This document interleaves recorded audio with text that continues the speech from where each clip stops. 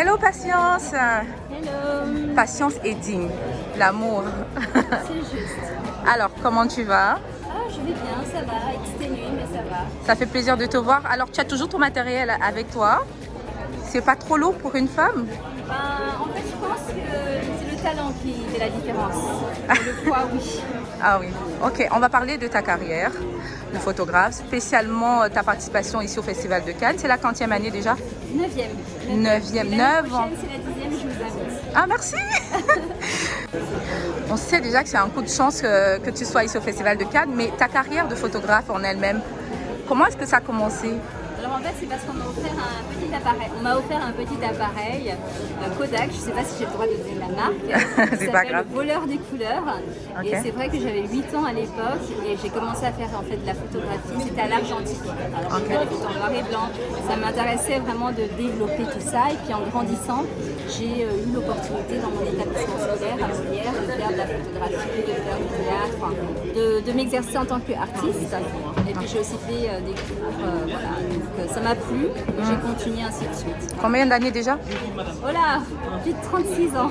Oh, waouh, impressionnant. Mais en dehors de la photographie, tu es également spécialisée dans la communication. Parle-nous de tes autres casquettes. Oh là, alors oui, je suis journaliste, je suis journaliste. Donc voilà, je fais pas mal de création de contenu, alors à savoir de la vidéo, du graphisme, le site internet. Je travaille avec toutes les agences et des collaborateurs. Alors, le Festival de Cannes, ce sont les stars.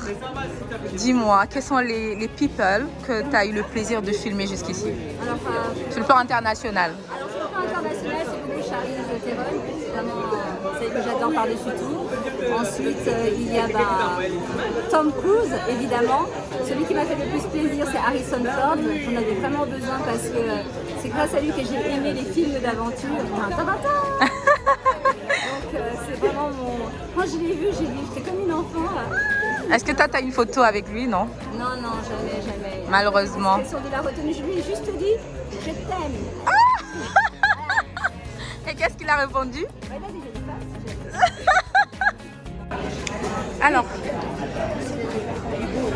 Alors, Patience, on a mentionné que tu es camerounaise, mais est-ce que tu peux nous dire exactement d'où tu viens? Alors, je suis camerounaise par mon père et ma mère, qui sont de Edea. Voilà. Je suis née à Edea, sur l'île de mes parents, et j'ai grandi. Ensuite, voilà, c'est un petit peu une maison. Je suis Bakoko. Ah, tu es Bakoko. Et la dernière fois que tu étais au Cameroun, c'était quand? Ah non, c'était l'année dernière, c'était génial. C'est bon parce que tu rentres quand même retour aux sources. Tu vas nous parler un peu de tes plats préférés camerounais? Oui, alors, je ne sais pas si on appelle ça un plat, mais j'adore le soya. Le soya? Le soya. Le soya. Le bitoro, le maïs avec oui. les feuilles, etc. Et surtout beaucoup les beignets. Beignets haricots. Beignets haricots. Ouais, beignets haricots de Chopeyamo, c'est les meilleurs. Quand j'étais au Cameroun, j'y allais tous les matins manger là-bas. Enfin, manger le... C'est ton kiff? Le kiff, c'était vraiment, j'ai mangé beignets haricots. Oui. Là, il m'a fait plaisir. C'était tous les jours beignets haricots. T'ajoutes pas la bouillie? La bouillie? Ah, une tuerie la bouillie. Ok, ça fait plaisir.